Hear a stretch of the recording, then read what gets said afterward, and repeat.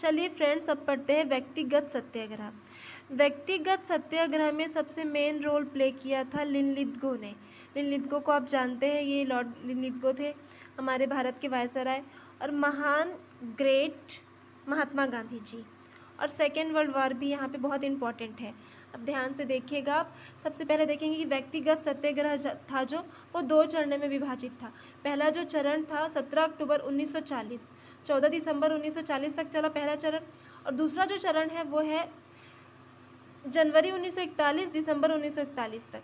अब इसमें सबसे इम्पॉर्टेंट ये था कि लिनलिथगो ने कहा भारतवासियों से, और उस समय जो भारत के लीडर थे उनसे कहा कि आपको हमारा जो सेकेंड वर्ल्ड वार है 1939 का, उसमें आपको भी शामिल होना है। उनको सैनिकों की ज़रूरत थी और भारतीयों को शामिल होने के लिए उन्होंने कहा। यहाँ पे जवाहरलाल नेहरू ने मना कर दिया इन शामिल होने से। और यहाँ पे सबसे इम्पॉर्टेंट ये है कि अगस्त प्रस्ताव लाया गया था 1940 में 8 अगस्त को, और 8 अगस्त में ही इसका बीज बो दिया गया था। ये अगस्त प्रस्ताव के जरिए यहाँ पे व्यक्तिगत सत्याग्रह का बीज बो दिया गया था। कैसे, आइए देखते हैं।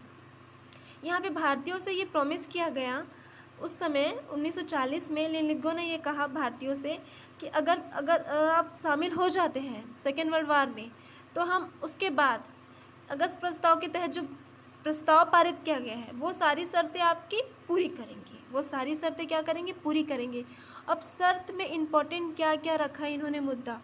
पहला ये था कि युद्ध के बाद संविधान निर्माती सभा का निर्माण किया जाएगा, जो आगे जाकर भारत के संविधान का निर्माण करेगी। सबसे पहले ये पहले क्वेश्चन आता है कि सबसे पहले संविधान की बात कहाँ की गई थी, तो यह इम्पॉर्टेंट है आपका, अगस्त प्रस्ताव में ये बात कही गई थी। दूसरा शर्त ये था कि युद्ध सलाहकार परिषद की स्थापना की जाएगी। और तीसरा ये इम्पॉर्टेंट था कि अल्पसंख्यकों को सुरक्षा दी जाने की बात की कही गई थी। और चौथा शर्त ये था कि अस्पष्ट रूप से डोमिनेंट स्टेटस की बात की गई थी, स्टेट्स की, अस्पष्ट रूप से डोमिनेंट स्टेट्स की। अस्पष्ट रूप से, यहाँ पे गौर फरमाइएगा, अस्पष्ट रूप से, यहाँ पे आपका स्पष्ट नहीं बोला जा रहा है, ठीक है। ये सारी शर्तें उन्होंने बताया। अब यहाँ पे देखते हैं आप, और इम्पॉर्टेंट हम यहाँ पे क्या हुआ था। ये जो दूसरा चरण था इसे दिल्ली चलो के नाम से भी जाना जाता था। ये बहुत इंपॉर्टेंट है आपका, ये क्वेश्चन आता है। दिल्ली चलो के नाम से भी जाना जाता था ये दूसरा चरण। ये यहाँ पे 2000 लोग गिरफ्तार किए गए थे। 2000 लोग क्या किए गए थे? गिरफ्तार किए गए थे।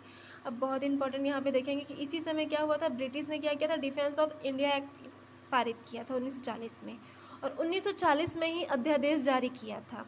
अब इस अध्यादेश में क्या कहा गया था, जिसमें आम लोगों की बहुत से अधिक गिरफ्तारी हुई। आम जनताओं की गिरफ्तारी होती थी, लेकिन इसमें अधिक गिरफ्तारी होने लगी। गिरफ्तारी करने वाले लोगों की जनसंख्या बढ़ गई थी। लोगों को बोलने पर प्रतिबंध लगाया गया। लोगों को बोलने पर प्रतिबंध लगाया गया, ये मुद्दा था। व्यक्तिगत सत्याग्रह का मतलब होता है, अर्थात व्यक्तिगत सत्याग्रह का अर्थ होता है अभिव्यक्ति की आज़ादी थी। अभिव्यक्ति की आज़ादी थी। अब यहाँ पे हर एक नागरिक अपने अभिव्यक्ति के लिए लड़ेगा, इसका मतलब व्यक्तिगत सत्याग्रह। अब यहाँ पे आप देखिएगा, बहुत इम्पॉर्टेंट है ये बात। यहाँ पे सुभाष चंद्र बोस जी ने गांधी जी से कहा था कि यही समय है जब हमारा जो सेकेंड वर्ल्ड वार चल रहा था, यही समय था कि सुभाष चंद्र बोस ने गांधी जी से कहा था कि हमें एकजुट होकर सारे लोगों को मिल के एक बड़ा आंदोलन करना चाहिए।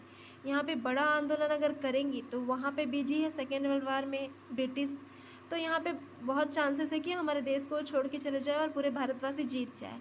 लेकिन यहाँ पे गांधी जी ने इस बात के लिए मना किया। और क्या कहकर मना किया? गांधी जी ने ये कहकर मना किया कि जो वर्ल्ड वार चल रहा है, आपको पता है कि सेकेंड वर्ल्ड वार चल रहा था, उसमें एक साइड जर्मनी, हंगरी, टर्की थे, और एक दूसरे साइड ब्रिटेन, रूस, अमेरिका, ये सारे थे।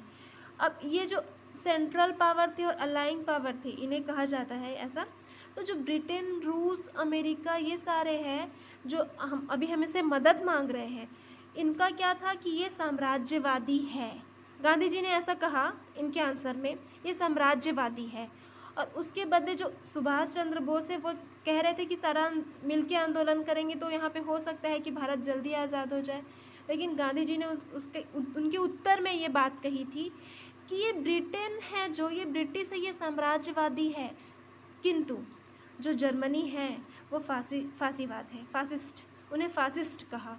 और यहाँ पे कंपेयर करके बताया गया कि जो फासिस्ट है वो साम्राज्यवादी से ज़्यादा खतरनाक होते हैं। तो हमें ज़्यादा खतरनाक है वो। अब यहाँ पे हम क्या करेंगे, उनका अगर साथ नहीं देते हैं यहाँ पे युद्ध में, ब्रिटेन का, ब्रिटिश का, तो यहाँ पे क्या है, वो जो ज़्यादा खतरनाक है वो लोग जीत भी सकते हैं, तो वो हमारे आगे के लिए खतरा हो सकता है। ये गांधी जी का लॉजिक था। ये लॉजिक मुझे भी अभी तक एकदम क्लियर नहीं हुआ है, इसके बारे में हम फिर कभी और वीडियो में पढ़ेंगे। अभी हम व्यक्तिगत सत्याग्रह में वापस आ जाते हैं। अब व्यक्तिगत सत्याग्रह में आप ध्यान दीजिएगा, यहाँ पे क्या किया, व्यक्तिगत सत्याग्रह, अभिव्यक्ति की आज़ादी थी सत्याग्रह में। अब यहाँ पे सत्याग्रह, पहले सत्याग्रह थे हमारे विनोबा भावे, दूसरे सत्याग्रह थे जवाहरलाल नेहरू और तीसरे सत्याग्रह थे ब्रह्मदत्त। इसी समय अभी मैंने बताया जो कहानी आपको सुभाष चंद्र वाली बात, ये इम्पॉर्टेंट है एग्ज़ाम के पॉइंट ऑफ व्यू से, नहीं नॉलेज के पॉइंट ऑफ व्यू से। बाकी व्यक्ति सत्याग्रह इतना ही है आपका, ये आप याद रखिएगा कि पहले विनोबा भावे थे, दूसरे जवाहरलाल नेहरू थे और तीसरे ब्रह्मदत्त थे।